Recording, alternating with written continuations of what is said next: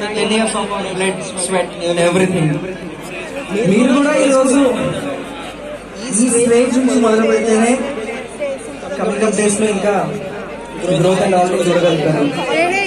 Please don't neglect being present. ఈ రోజు అదే మిమ్మల్ని రేపు మీరు ఏం చేయాలనుకుంటారో అక్కడికి నిలబెడుతుంది. అండ్ ఆల్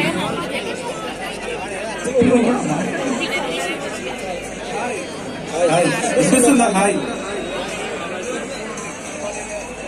ఇక్కడ మేమిద్దరమే మాట్లాడుతున్నాం, మీరు అంత మంది ఉన్నారు, వినిపిస్తలేదు. హాయ్.